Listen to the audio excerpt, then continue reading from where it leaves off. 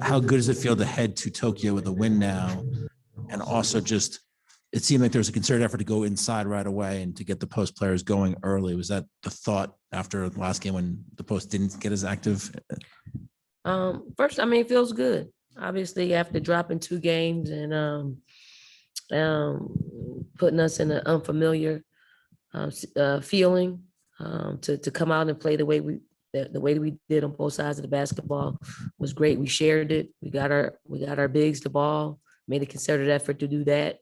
And then we found ourselves just hitting more shots from the outside. But when you're sharing it as well as we shared it, I think we had 32 assists on 35 field goals.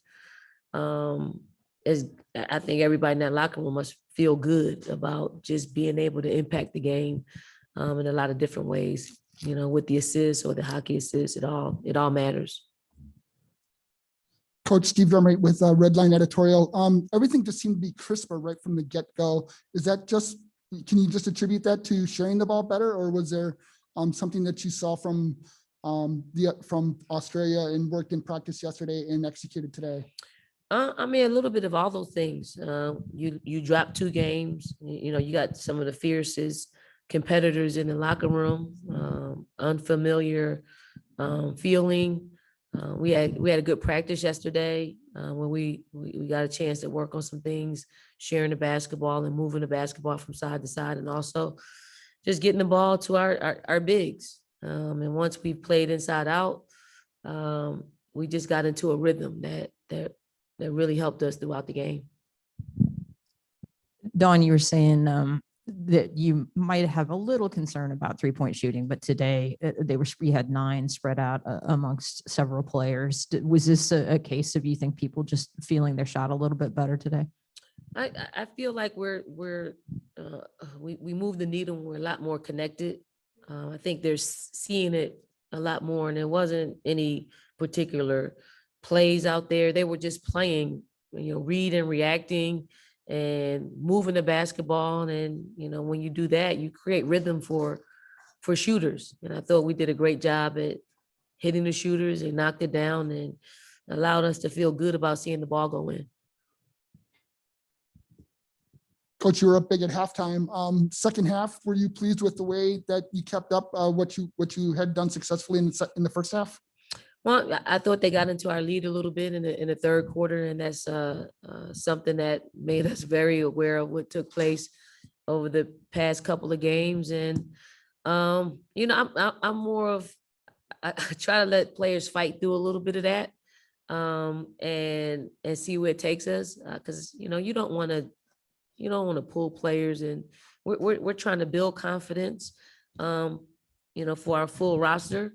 If we do that, then we're not really building. We want to win basketball games, but it was good to see them fight through it and actually increase our lead.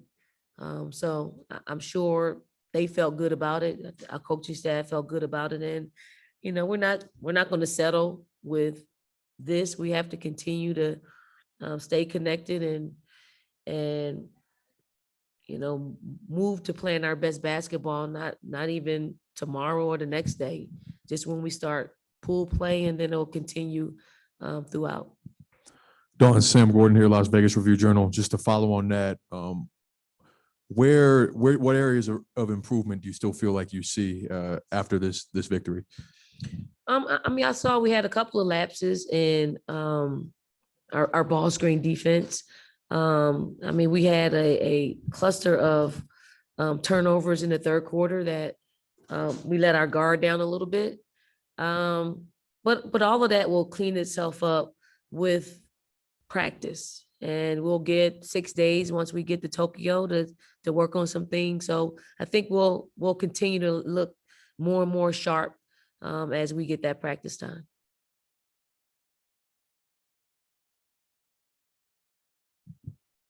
Coach, do you relax a little on the flight? Is sort of like your last time to relax, or are you going to be grinding over film on the flight? Like, how do you preparing for, I know you've had several long trips like this, but how do you prepare now with just a little bit of time before you really get into the fire, if you will?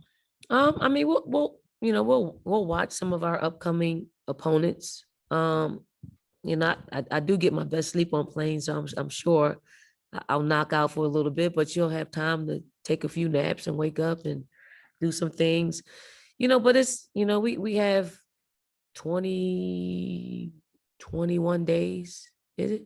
Yeah, 21 days. And I'm committed to the 21 days. And I don't want to stop until we get what we're traveling to Tokyo for.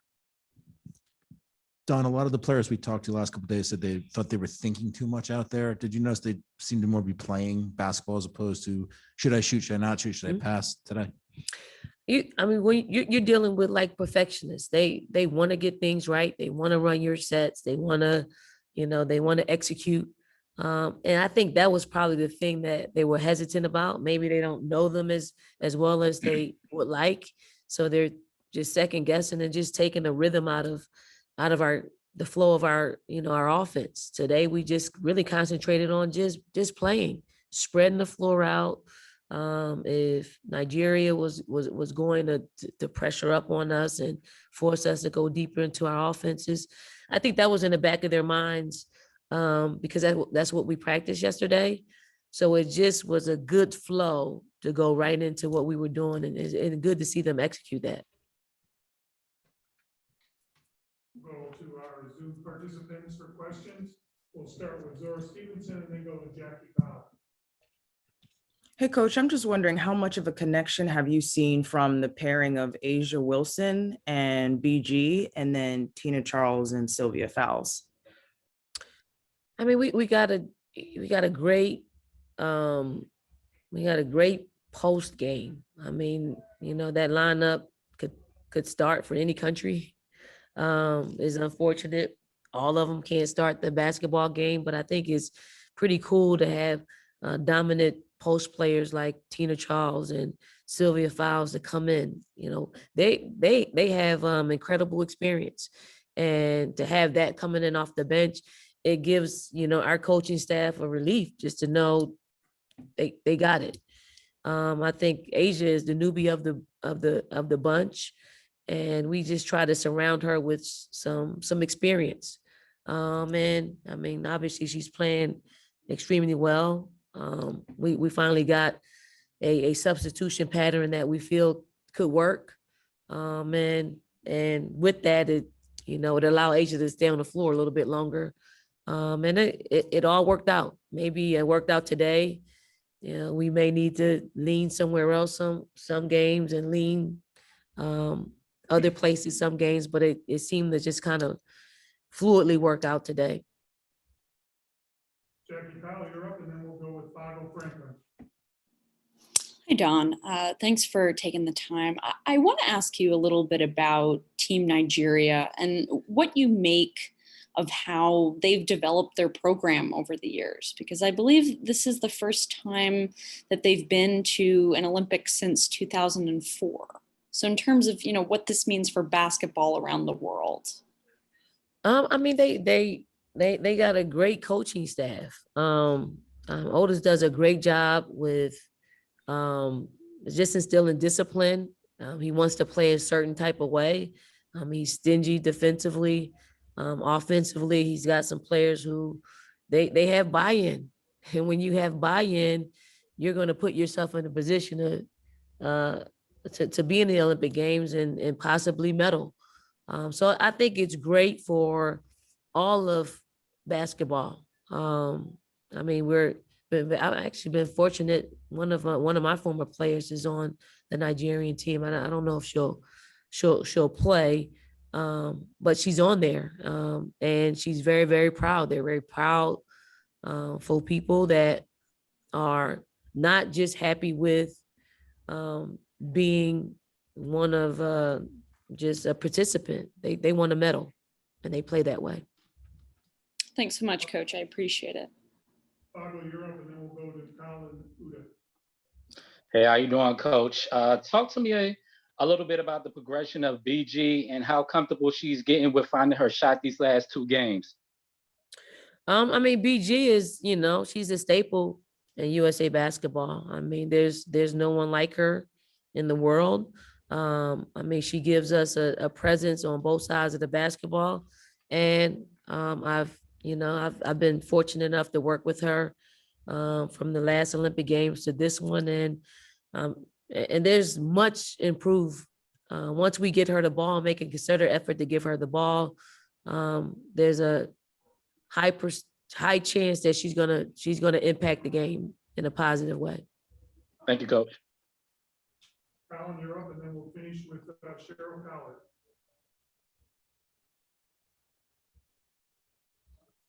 Colin, are you off mute?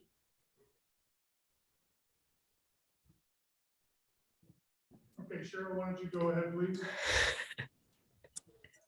that Hi, me? Coach. Hi, Coach. My question is about the moment you had with Ruthie Bolton post game and with her helping out with coaching Nigeria. I mean, you've known her for years. You've played with her on this level when you guys were on the USA team. What does she bring to this level, and what advantages does she impart to the Nigerian team in helping grow the game? Oh, I mean, Ruthie is she a two-time Olympian? Two-time Olympian. Someone that truly loves basketball. She is got a great spirit about her.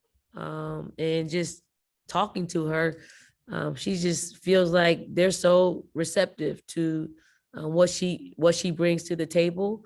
Anytime that you can get someone that has played at a high level, a part of a team that hasn't played in Olympic Games, like the Nigerian team, for a long time, it's always helpful. But Ruthie, I was actually joking about her t-shirt because she used some scissors to cut it, and I've seen that so many times. And I just said, it was just Ruthie. I mean, I walked up to her, hugged her, saw her chest hanging out, and I'm just like, only Ruthie would cut up a nice Nigerian t-shirt for a fashion statement.